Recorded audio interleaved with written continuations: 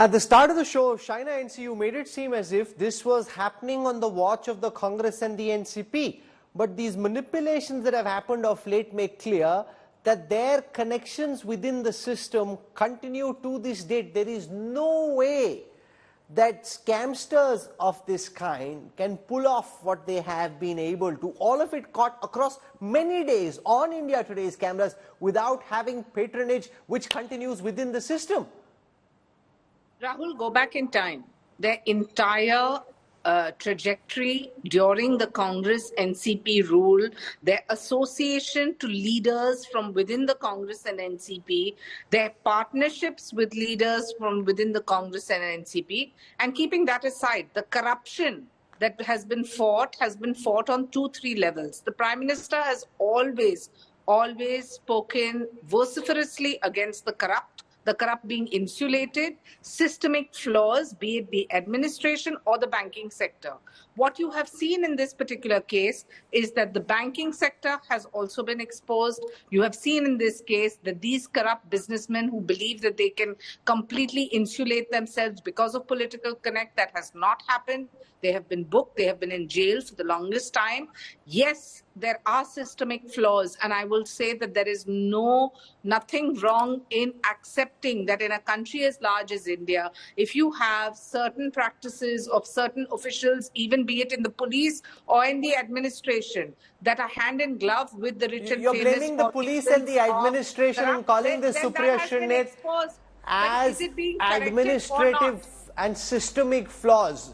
On your watch, the flaws in the connection was political. Now it's the rot which you left, which they claim they're trying to clean still. Supriya Shrinit.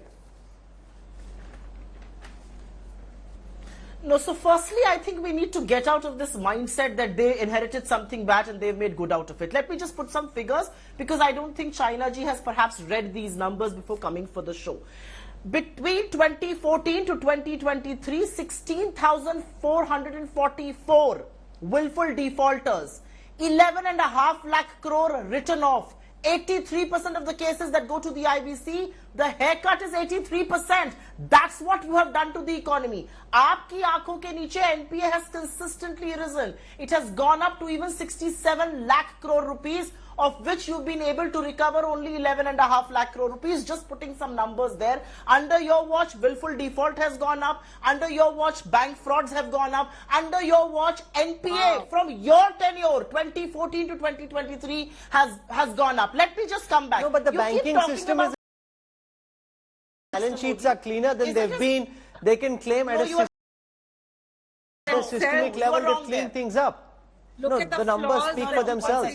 You are wrong there. Let Supriya Shaina, let Supriya complete. I'm coming back to you in a moment. No, public sector banks are better off, Shaina. You know how to read a balance sheet. Public sector banks are better off than they've been in the past. No, I mean, you are wrong there. That is true as there.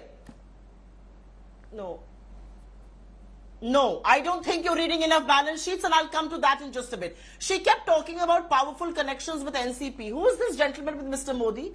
Is he Mr. Ajit Pawar of the NCP, who was accused of the 70,000 crore scam by Mr. Modi in the evening, and then in the morning he became a part of the Maharashtra government, sworn in as Deputy Chief Minister? Is he the man Shaina's G is accusing of being hand in glove with the Wadhawans? Because if he is, then he's perhaps giving them the privileges. I asked her a very pointed question. Why are you accepting political donations from people, companies, firms associated with the Wadhawan brothers after they have been jailed? To which you have no answer, and this is quid pro quo. As far as the bank balance sheets are concerned, Rahul, you are slightly wrong there, and I think you need to read the balance sheets once again. When I am talking about NPAs rising, and when I am talking about willful defaults going up, and when I am talking about recovery being only 17% of the cases that go to the IBC, it is the public sector banks that suffer. And for your information, the NPAs written, the amount of money written off, which is to the tune of 12 lakh crore rupees, is money of the public sector banks. But it's not so simplistic. You know, the other way to do it is to keep evergreening the loans. The approach that's being followed instead, and I want Siddharth to come in, is to say, no, if you can't pay back, then you don't keep evergreening the loans. Okay, let Siddharth respond. Let him give an alternate perspective. We'll just come back to you. On the subject that we were discussing, it's very clear that DHFL was resolved in good time. A significant part of the outstanding was recovered. There is a separate case, and incidentally, they are in jail for a Yes Bank related offence, as well 17 banks who are waiting to recover the rest of the money. Another part of the family had HDIL that is still pending resolution since 2019. The fact of the matter is, without doubt, the IBC bankruptcy process has yielded results. Otherwise, it would have taken 20 years and God knows how many millions of rupees spent in shady corners of courtrooms and Sarkari hospitals, Rahul, frankly. Okay, I want to get a word in from Sahil on what happens next. They've promised Rahul, a probe. 10 seconds. Yes, okay. Please give me 10 seconds, Okay, Rahul. go on, Supriya. Please give me 10 seconds. Just 10 seconds, I want to also point out something. Go on, go on. While your investigation has revealed what is happening in the police stations and otherwise while they are jailed, the CBI Special Court denied them the permission of video calling.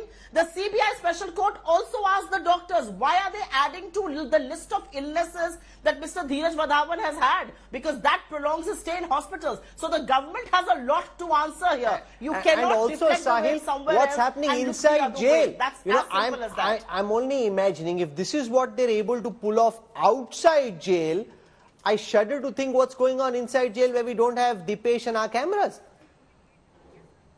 Well, Rahul, the interesting fact is the time when the Wadhawan brothers were travelled from Khandala to Mahabaleshwar during the COVID time, the question was raised by the opposition party then, is that the system is rotten. The officials could do it because there is no control over the system, and that's why the official dared to give the pass to the Wadhawans. Now, despite the change in the government in Maharashtra, it still looks like that the system is the same. The officials are still daring. It's easy to put it on the officials, but is there enough pressure on the system that such kind of thing shouldn't happen?